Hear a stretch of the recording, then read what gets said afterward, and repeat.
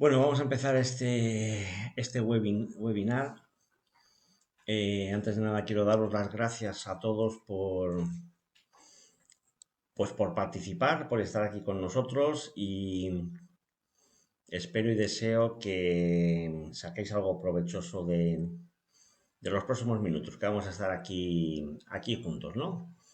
Vamos a empezar nuestro webinar sobre movilidad internacional de los trabajadores que están relacionados con el sector, con el potente sector de las energías renovables, ¿vale?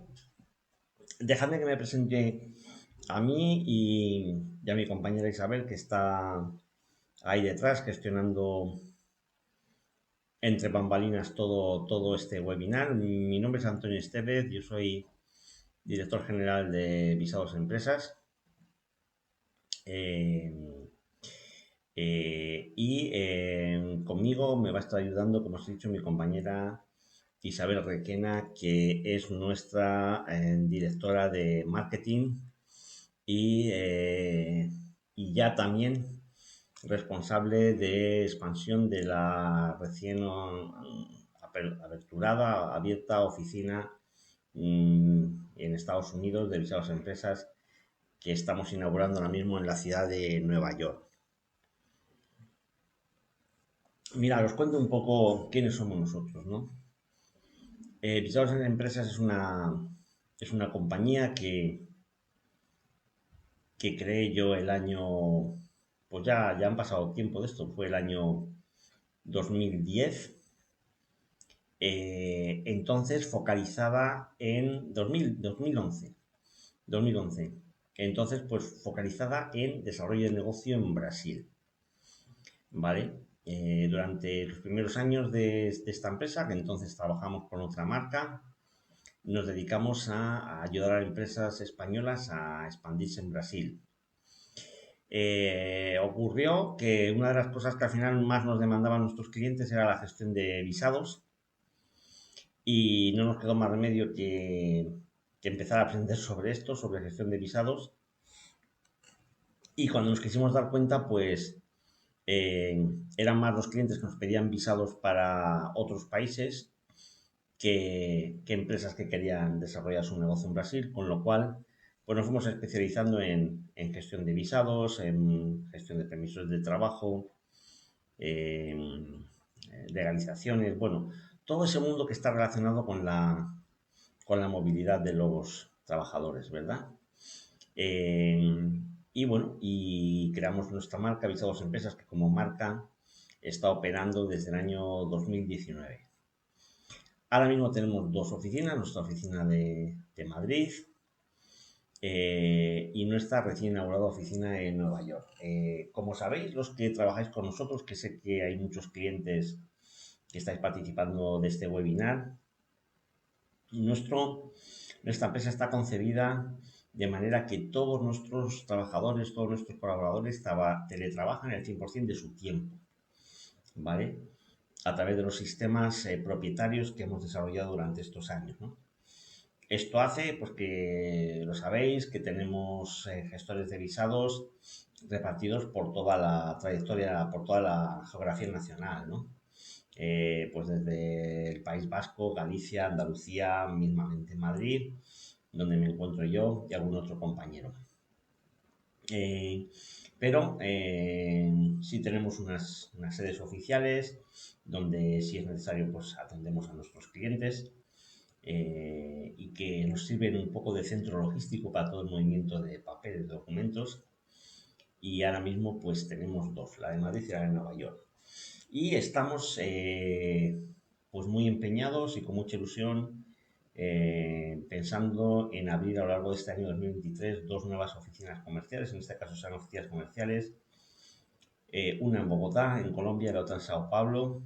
La de Sao Paulo, pues de sentido parece natural, ¿no? Que abramos ahí una de nuestras primeras oficinas comerciales, dado la relación histórica que esta empresa ha tenido con ese país. Y sobre todo porque tenemos pues dos muy buenos socios que nos quieren acompañar en esta aventura, ¿no? Y ahora vamos ya pues un poco a meternos en materia, ¿no? Eh, ¿Por qué un webinar centrado en movilidad del sector de las energías renovables? Pues la razón es muy sencilla, porque casi sin quererlo, un porcentaje elevadísimo de nuestros clientes son empresas subcontratistas, manufactureras, fabricantes de tecnología y ingenierías que se dedican a hacer instalaciones dentro de este sector. ¿eh? Es verdad que Visados Empresas tiene un foco muy grande en el movimiento de técnicos. Yo os diría que entre el 80 y el 90% de la gente que nosotros movemos son técnicos, técnicos pues de todos los niveles de cualificación que os podéis imaginar, pues desde técnicos de campo a project manager, directores de proyectos, trabajadores relacionados con el desarrollo de proyectos técnicos, en este caso pues de centrales energéticas, ¿no? Esto nos ha permitido de alguna manera pues ir conociendo la problemática que tiene el sector, la problemática que tiene el movimiento de trabajadores dentro del sector, ¿no? Pues caminando hemos ido adquiriendo un know-how que es un poco lo que hoy queremos compartir con vosotros. Mirad, yo he configurado la presentación en tres grandes bloques que además pues, son los bloques naturales, ¿no? Vamos a empezar primero hablando de aspectos migratorios relacionados con el movimiento de estos trabajadores, que como sabéis es la parte fuerte de Visados Empresas. Pero después vamos a tratar dos segundos bloques que creemos que pueden ser interesantes para vosotros porque sabemos que al final generan muchas dudas, ¿no? Por un lado vamos a analizar, aunque sea vagamente por encima, los aspectos fiscales relacionados con la movilidad de trabajadores y por último aspectos relacionados con lo que es la materia de seguridad social, ¿vale? Vamos entonces con la primera parte, aspectos migratorios a tener en cuenta en el movimiento de trabajadores. Mirad, yo creo que para todos vosotros, que me imagino que muchos de vosotros seréis las personas responsables de gestionar esto en vuestras empresas, tenéis que partir de una idea que yo creo que es una buena idea base sobre la que poder después construir todo el resto de entramado conceptual que hay detrás de esto, ¿no? Y es que tenemos que pensar que cuando desplazamos un trabajador, por norma general, vamos a necesitar tramitarle un visado, ¿vale? Y solamente será en casos excepcionales que esta persona pueda desplazarse sin la necesidad de tramitarle ese visado, ¿vale?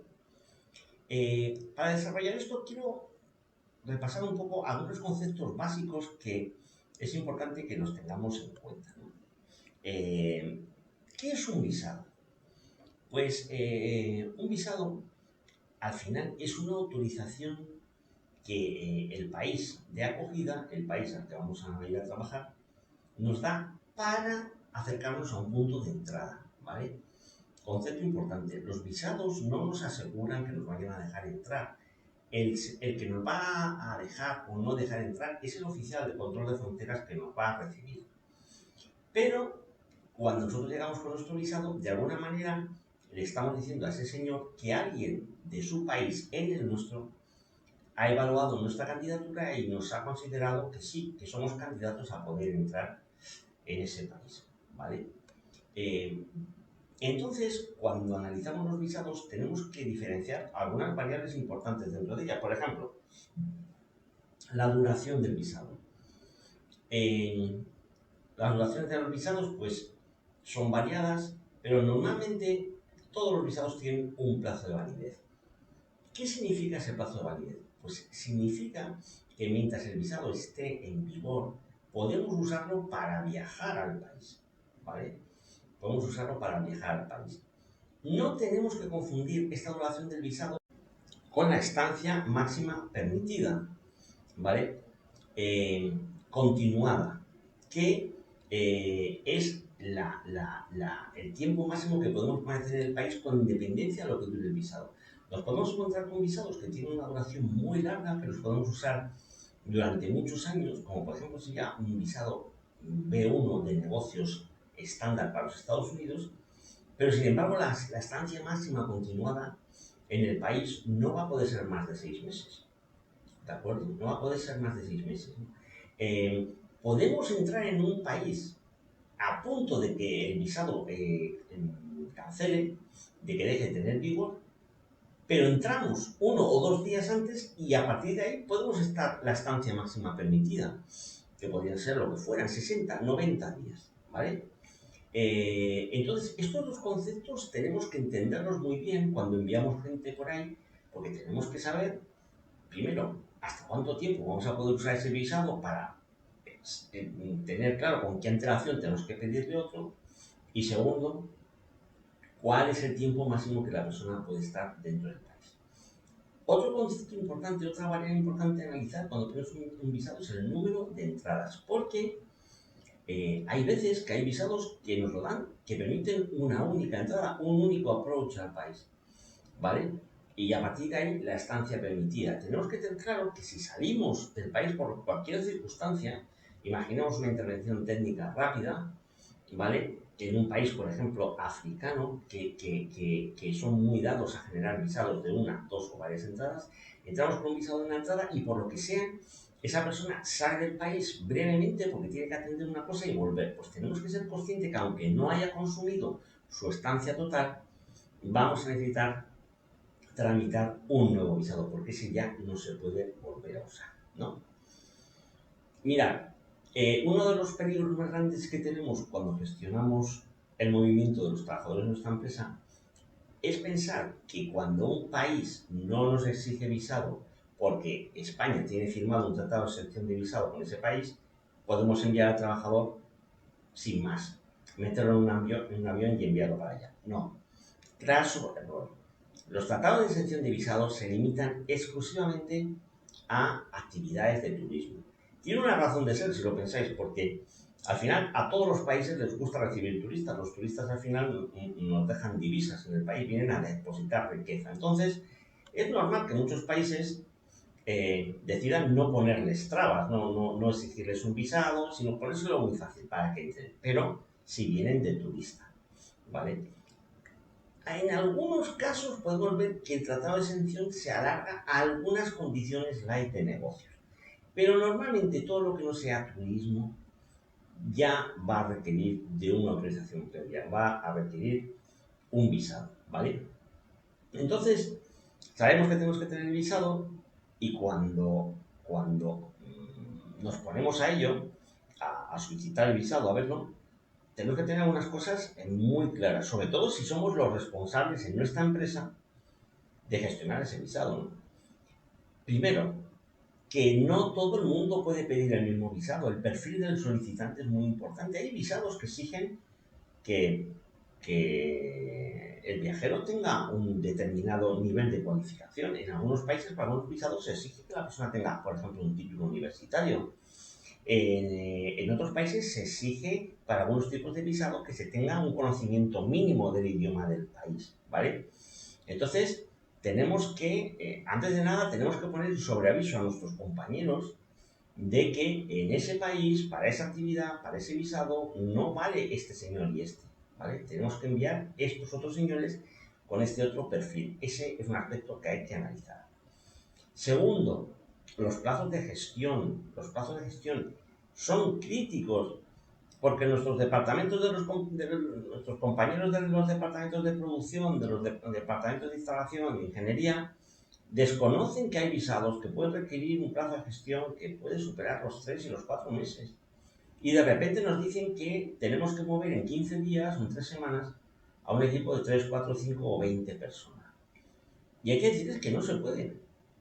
Entonces, realmente nuestra función tiene que ser avisar de esto. Avisarlo. O sea, decir, ojo, en la fase de oferta del proyecto, en la fase de oferta, tenemos que avisar que el plazo de gestión de ese visado es de 2 meses o de 3 meses, para que las personas que van a hacer la planificación del proyecto o vayan a hacer el plan de instalación lo tengan en cuenta, ¿vale? Y por último, tenemos que saber y advertir de que la preparación de la documentación a veces es compleja, ¿vale? De que muchas veces vamos a necesitar documentos de nuestro cliente en el país de destino, cartas de invitación, sponsorización, documentos internos de la empresa que a veces son incómodos para el cliente tenerlo que dar, ¿vale? Pero sin esos documentos, pues resulta que es imposible gestionar el visado. Y os lo digo que esto es una cosa que está en nuestro día a día constantemente, los problemas que a veces tienen nuestros clientes para conseguir de sus clientes determinados documentos, ¿no? Porque entienden que puede generarles algún tipo de compromiso, etc., ¿no? Entonces, la preparación de la documentación, quedémonos con esta idea, no es trivial, ¿vale? O puede no ser trivial.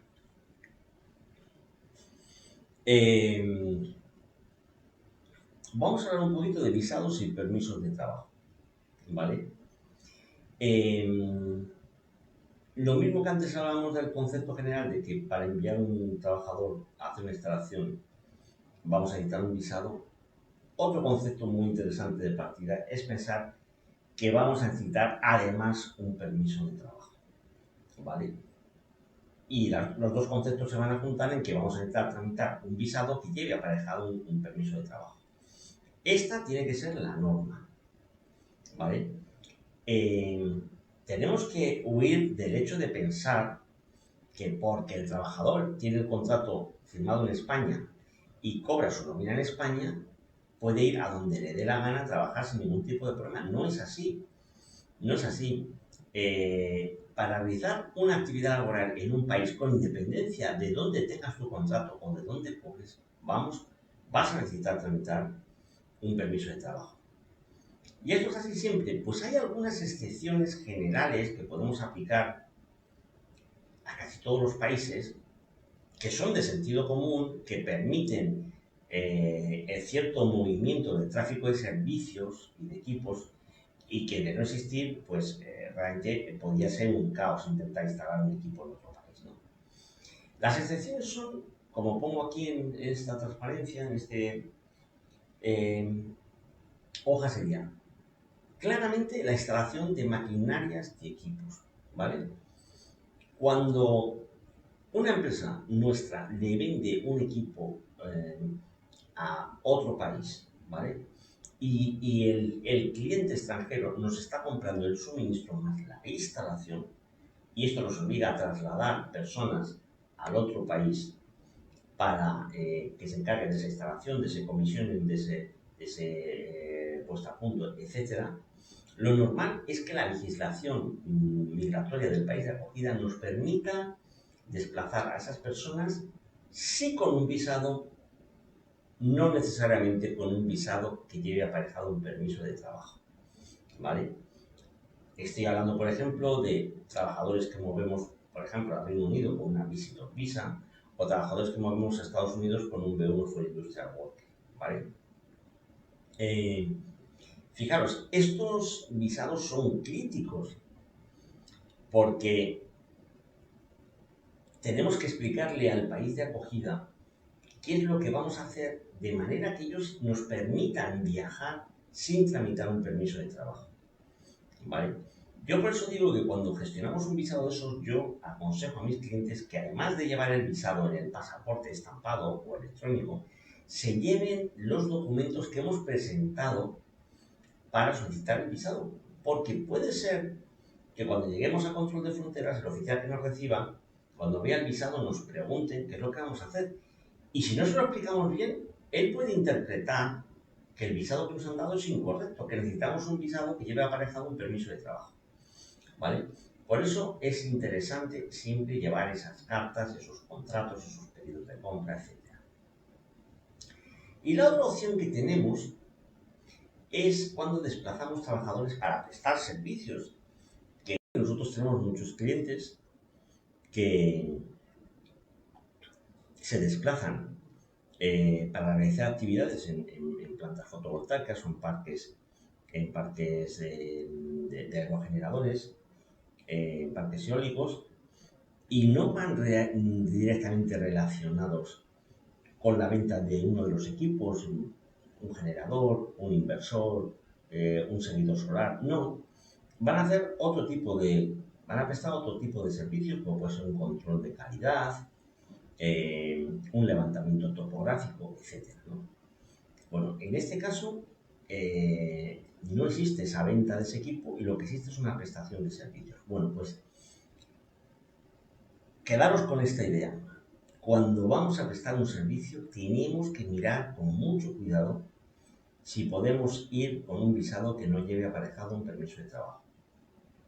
Por ejemplo, si vamos a hacerlo en los Estados Unidos, la persona que va a prestar el servicio es un trabajador altamente cualificado, el contrato lo tiene firmado en España, cobra en España y no va a recibir ningún tipo de compensación económica de fuente americana, vamos a poderlo enviar con un visado B1 in lieu of H1B, que no lleva aparejado un permiso de trabajo. Pero si esto mismo lo quisiéramos hacer en Canadá, nos vamos a encontrar con que no es posible enviarlo con un permiso de visita, ¿vale? O con una ETA, sino que tenemos que tramitarle un visado que lleve aparejado un permiso de trabajo, ¿vale? Entonces, quede claro que cuando vayamos a gestionar un visado, una de las cosas que tenemos que ver es si ese visado lleva o no unido un permiso de trabajo, o si para conseguir el visado tenemos que gestionar primero el permiso de trabajo, ¿no? Por ejemplo, en Estados Unidos, cuando gestionamos un visado L o gestionamos un visado E, un visado intracompany o un visado de inversor por tratado, sabemos que en el momento que nos dan el visado, nos están dando también el permiso de trabajo. Pero, por ejemplo, nuestro caso, si estamos hablando de España, primero tendremos que tramitar el permiso de trabajo y ya después, posteriormente, solicitar el visado para poder entrar en el país. ¿Vale? O sea, que esto tenemos que tenerlo en cuenta. ¿Vale? Vamos a entrar ya en la segunda parte, ¿vale? Vamos a analizar un poco por encima los aspectos fiscales. Nada, una breve pincelada, porque esto es un tema realmente muy complejo. Pero si me he animado a hacer esto es sobre todo porque veo que a veces nuestros clientes no tienen las ideas claras al respecto, ¿no? Y muchas veces por ignorancia estamos adquiriendo riesgos que la empresa no debería adquirir, ¿vale? Entonces, mirad, aquí yo creo que la idea un poco con la que nos tenemos que quedar es la siguiente, ¿no? Vuelvo un poco al tema de la inmigración que os había dicho antes. Muchas veces pensamos que como el trabajador está contratado en España, ¿vale? Y le pago en España, pues que no tiene ningún tipo de obligación fuera de España, que puede ir a trabajar, volver, etcétera, y que no pasa nada. Bueno, pues ese concepto es erróneo, erróneo. Porque mirad, cualquier país del mundo considera el hecho imponible, o sea, el hecho que genera la obligación de tributar, el hecho en sí mismo de trabajar en ese país, con independencia de dónde te hayan contratado y dónde cobres tu nómina, ¿vale? O sea, en el momento en el que entramos en ese país y empezamos a trabajar, podemos ser susceptibles de adquirir la obligación de tener que tributar. Y esto sé que a mucha gente no le entra en la cabeza, porque yo me encuentro constantemente con gente que me dice, no, pero si mis trabajadores están contratados en España, si mis trabajadores cobran en España, no tiene nada que ver. No tiene nada que ver. Tenemos que pensar que en el momento que salen de España y van a trabajar a otro país, puede, no digo obligatoriamente, pero sí puede que generen obligaciones fiscales. ¿Vale? ¿Y qué hacemos en este caso? ¿Por dónde tiramos? ¿Qué tenemos que... Antonio, ¿por dónde empezamos? Para ver si sí o para ver si no. Bueno, ya os decía que esto no es fácil, pero os voy a dar alguna pista de por dónde tenían que ir un poco los estudios, ¿no? Lo primero que tenemos que analizar es qué va a pasar con la residencia fiscal de nuestro trabajador. Nuestro trabajador sale de España, donde tiene su residencia fiscal, y se desplaza al otro país.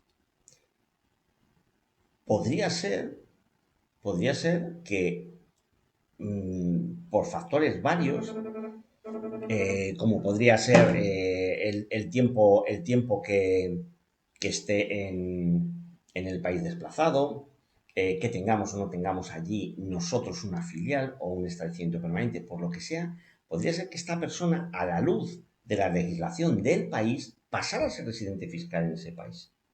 ¿Vale? Fijaros el tema, ¿no? O sea, resulta que hay dos países que consideran que soy residente fiscal en ellos, ¿no? Las implicaciones son gordas. Entonces tenemos que, apoyándonos en la legislación existente, la de los dos países, y la posible legislación internacional, tenemos que intentar definir dónde mantiene nuestro trabajador o dónde adquiere su nueva residencia fiscal. A partir de ahí, una vez tengamos definido esto, tenemos que pensar que habrá un país en el que sea residente y un país en el que no lo sea. Y en cualquiera de los dos puede tener obligaciones como residente y como no residente fiscal. Hay muchas personas que dicen, no, es que yo sigo siendo residente fiscal en España y no tengo obligaciones en ese país. ¿Cómo que no? A lo mejor tienes obligaciones como no residente fiscal. Eh, Seguramente que muchos de vosotros sabéis que en España tenemos un impuesto de la renta de las personas físicas, ¿vale? Una ley del impuesto de la renta de las personas físicas, pero también tenemos un impuesto de la renta de los no residentes. O sea, en España, por poneros un ejemplo, el más obvio, hay una norma, hay una ley que deja muy claro de qué manera los no residentes que generan rentas en nuestro país, del tipo que sean, están obligados a tributar. ¿Vale? Estos son, digamos, los tres aspectos claves para hacer el análisis que nos viene ahora. Eh, Mirad, tenemos una ayuda importante, muy importante, ¿no? De hecho, si no la tenemos, os digo que el problema puede ser gordo, que es que España tiene firmados convenios con 90 países para evitar la doble imposición y perseguir el blanqueo de capitales, ¿vale? El objetivo, como la misma palabra dice, de estos convenios es intentar evitar que una persona tenga que pagar impuestos en los dos países, ¿vale? Lo que se conoce como doble imposición, que sería algo tremendamente injusto, pero tener en cuenta que aquí al final cada país tira para lo suyo, ¿vale? Cada país tira para lo suyo. Entonces, estos acuerdos son muy útiles, ¿vale? Para intentar definir dónde finalmente tengo que pagar impuestos. Y si nos preocupan estos temas, lo primero que tenemos que hacer, si vamos a desplazar una persona a ese país, es ver si existe este acuerdo. Si existe este acuerdo, podemos respirar. No es que signifique que esté todo hecho, pero sí podemos respirar. Si no existe el acuerdo, la situación va a ser más problemática. Imaginémonos, ¿vale?, que existe el acuerdo, que podemos ir al acuerdo y el acuerdo nos va a ayudar, entre otras cosas, a definir dónde esta persona es residente fiscal, porque va a decir que en caso de que las dos legislaciones, su definición interna de residencia fiscal lleve aparejado que el trabajador sea considerado residente en los dos países, el acuerdo nos va a decir finalmente cómo decidir en qué país es residente fiscal, ¿vale? ¿Y qué pasa? Al final vamos a centrarnos en lo que a nosotros nos interesa. Nosotros estamos enviando trabajadores, ¿vale? ¿Qué pasa con las rentas del trabajo? ¿Qué pasa con los impuestos que estos trabajadores tienen que pagar respecto a su salario? Bueno, este aspecto también está tratado en los convenios de doble imposición, que mirad, yo no me he visto los 90 convenios de doble imposición, pero me he leído muchos. Y os puedo decir que por lo menos los que afectan a España son todos muy, muy, muy parecidos. Los que yo me he visto. Y hay que pensar que casi todos lo sean así. En todos los convenios hay un artículo dedicado al tratamiento de las rentas del trabajo. Yo en este caso os he traído tal cual, lo he pegado aquí, el artículo 16 del convenio que tenemos firmado entre Estados Unidos y España. Pero en cualquier otro convenio, si no es en el 16, en el 18, en el 15, vamos a encontrar una cláusula muy parecida. Fijaros, os la he querido poner aquí para que veáis que la interpretación de esta cláusula es compleja, ¿no? Si queréis la podéis leer con calma y me diréis si no es un poco lo de la parte contratante de la primera parte, ¿no? Que decían los hermanos Marx. Pero bueno, yo os la voy a resumir.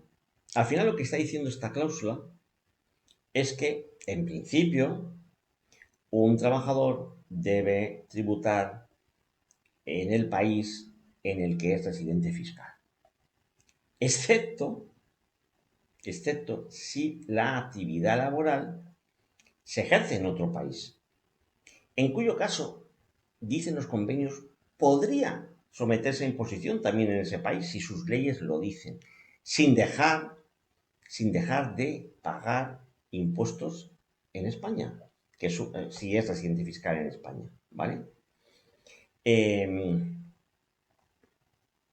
O sea, resumiendo, los convenios de entrada me dicen que si trabajo en otro país diferente del mío, puede ser que tenga que tributar en ese país. Pero también los convenios dicen que puede darse una casuística en la que, aun trabajando en ese país, solo tenga que declarar en España. Y esa casuística es la que viene aquí escrita, que es la misma para todos los convenios. Y es, primero, que durante el año fiscal, el periodo que esa persona pasa en el otro país, en el país de acogida, en el país extranjero, no supere los 183 días. ¿De acuerdo? Segundo, que el salario se lo esté pagando una persona que no tenga nada que ver, una empresa, una persona jurídica, no tenga nada que ver con ese país, que sea de España. Y que la que paga no tenga ningún tipo de establecimiento permanente en ese otro país. ¿Vale? Solo en este caso, en el que se den estas tres cosas, entonces el trabajador, en principio, no debería tributar nada más que en España. Esto, por ejemplo, cuando estamos hablando de gente que se desplaza para instalar un equipo, que pueda estar 2, 3 meses, 2 semanas, 3 semanas, que le hemos vendido a un cliente en un país en el que no tenemos nada más que hemos hecho la venta de ese equipo, no tenemos filial, no nos hemos dado de alta, no tenemos oficina comercial, no tenemos nada, podemos estar seguros de que estos señores no van a tener que tributar en ese país. Pero, ¿qué pasa si estamos montando una planta fotovoltaica, estamos montando un parque eólico, estamos en las torres o instalando palas o lo que sea, y nuestros trabajadores van a estar más de 183 días trabajando en ese país? ¿Vale? Y resulta que la empresa decidió crear un establecimiento permanente porque nos interesaba más, temas por estrategia comercial, por lo que sea, ¿vale? Pues nos vamos a encontrar con que seguramente estas personas tengan que tributar también en ese país. Y nos encontramos con que estas personas por la ley, van a estar sometidas a una doble tributación, van a tener que pagar el trabajador, ¿vale? No hablo de la empresa, que también, pero estoy hablando del trabajador, va a tener que pagar en los dos países, ¿vale? Tenemos que aclararlo porque esto es importante. Y entonces, normalmente, el tratado también nos dice que tenemos que hacer en estos casos, para eso se llaman tratados de doble imposición. Nos dice que, en principio, la norma es que hay que pagar los impuestos en el país de acogida, ¿vale? y pedir la exención de las cantidades pagadas en el país de residencia, ¿vale? La deducción de las cantidades pagadas de manera que no se tengan que pagar dos veces, ¿vale? Esto significaría que tenemos que pagar los impuestos y las empresas tendrán que retener para pagar en el país en el que estamos trabajando y después tendremos que hacer las gestiones en casa para que esos impuestos que ya hemos pagado allí no los paguemos aquí. Ahí es muy importante, juega un papel muy importante eh, una, pues un artículo de la Ley del Impuesto sobre la Renta, el famoso artículo 7P, que habla de las exenciones de las rentas percibidas como fruto de los días trabajados fuera de España. ¿Vale? Pues ahora muchos de vosotros entenderéis por qué existe esta ley. Esta ley existe no porque la Hacienda española pues, nos quiera dar un regalo o quiera apoyar el hecho de que vayamos a trabajar fuera. No, lo hace porque sabe que puede que es. Porque de hecho, esta ley, sabéis que una de las condiciones para poderla aplicar, además de seguir siendo residente fiscal en España, es que en el país al que vamos exista un impuesto de característica similar a nuestro impuesto sobre la renta. ¿Por qué? Porque al final el legislador lo que estaba pensando, lo que sabía es que a lo mejor vamos a estar obligados a pagar impuestos en el país de destino. ¿Vale? Y ya él se estaba anticipando diciendo como casi seguro vas a tener que pagar impuestos en el país de destino, yo te eximo de que me los pagues aquí por las rentas generadas en ese país. ¿Vale? Fijaros que yo aquí a veces con gente que me hace consultas me encuentro con un error típico, pero con un impacto muy grande. ¿Vale? Y es que cuando desplazamos un trabajador fuera, además de que normalmente le damos un plus de desplazamiento, le decimos que le vamos a aplicar el 7P. Así de entrada, como condición de desplazamiento. Y después resulta que cuando llega al país de destino, tenemos nosotros que adelantar, porque tenemos que retener y pagar esos impuestos. Que después, claro, no se los podemos repercutir en principio al trabajador, porque el trabajador nos va a decir, oye, ahora que me desplazo, resulta que me vas a costar a mí el desplazamiento. ¿Vale? Y entonces al final la empresa tiene que, si está apostando, como ponga ahí, por una estrategia de tax equalization, o sea, de alguna manera intentar compensar al trabajador de esos excesos tributarios, la empresa se lo tiene que comer entero.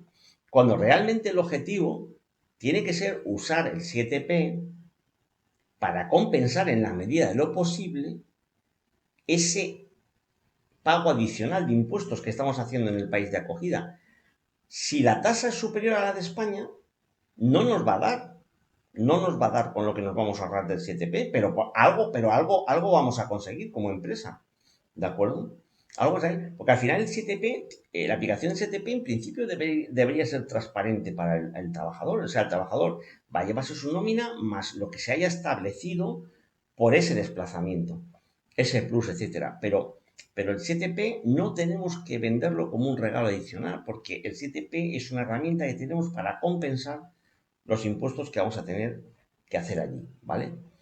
Entonces, nosotros como empresa tenemos que saber que vamos a tener esa obligación, que vamos a tener que, que pagar esos impuestos en nombre del trabajador en ese país, vamos a tener que generar las nóminas espejos, las shadow payroll del trabajador de cara a que poder contabilizar las obligaciones que todos los días 30 de mes vamos a ir adquiriendo con la hacienda del país de destino, con la seguridad social, si es el caso del país de destino, ¿vale? Que después tendremos que pagar. Eh, y tenemos que tener en cuenta que si estas cosas no las hacemos, podemos estar incurriendo pues en faltas graves que pueden tener repercusiones importantes con aplicación de multas, etcétera, etcétera, y que en muchos casos podrían llegar incluso hasta a salpicar a nuestro cliente, ¿vale? Ya está, aquí lo dejo. Esto es un tema, solo esto podría dar para muchas horas, pero yo lo único que quería era, digamos, pues levantar una bandera roja sobre algunos aspectos que creo que es bueno considerar, ¿no? Y vamos a pasar ya brevemente al tercer bloque, que son algunos aspectos que tenemos que considerar en materia de seguridad social en el desplazamiento de los trabajadores, ¿vale? Entonces, aquí os diré un poco lo mismo, ¿no? Tenemos también unos acuerdos bilaterales, ¿vale? En materia de seguridad social. No son ni la, vamos, muchos menos de la mitad de los que teníamos en el tema de evitar la doble imposición. Creo que son 30 los países con los que tenemos establecidos acuerdos en materia de seguridad social. En los casos en los que exista un acuerdo, tenemos que pensar que en tanto en cuanto el trabajador siga contratado en España, eh, vamos a poderlo desplazar al país de destino, al país de acogida, sin necesidad de realizar ningún tipo de trámite en la seguridad social de acogida. Vamos a comunicar el desplazamiento a nuestra seguridad social a través del TA300 y vamos a cumplimentar los formularios que el convenio tenga establecido eh, para que quede recogido ante la administración del país de acogida que esta persona está convenientemente asegurado en su país de origen, etcétera, ¿no? Eh, nosotros, por ejemplo, nosotros en Visados Empresas tramitamos muchos visados para movimiento entre compañías aquí en España, o sea, permisos de trabajo, ¿vale? Eh, de los que se tramitan a través de la ley del año 2013, la ley de emprendedores, eh, el que permite que empresas traigan a España a trabajar trabajadores que trabajan en sus filiales fuera. Una de las condiciones para que nos den este permiso es dejarle bien claro a la administración española que estas personas están aseguradas en su país, ¿vale? Eh, en los casos en los que existe tratado, ¿vale? Porque tenemos los mecanismos establecidos y definidos para podérselo demostrar. Y la administración española, si se lo demostramos, se queda tranquila, ¿vale? Pero ojo, ojo, eh, no están, a veces, todos los convenios no incluyen las mismas prestaciones. Y una de las prestaciones que muchas veces se queda fuera es la prestación sanitaria. ¿Vale? Tenemos que saberlo porque en este caso, aunque normalmente todos lo hacéis, pero en este caso es que hay que hacerlo, que el desplazamiento de esos trabajadores se haga con el correspondiente seguro de salud, ¿vale? Que nos asegure que en caso de que hubiera cualquier accidente, el trabajador va a estar cubierto. Y, y bueno, pues hasta aquí hemos llegado. Esto es un poco todo. De verdad que me gustaría pensar que os he aportado algo, que os he aportado algún concepto interesante y ya sabéis dónde nos tenéis. Para cualquier duda que tengáis, pues solamente tenéis que contactarnos y aquí nos tenemos. Un saludo para todos. Hasta luego.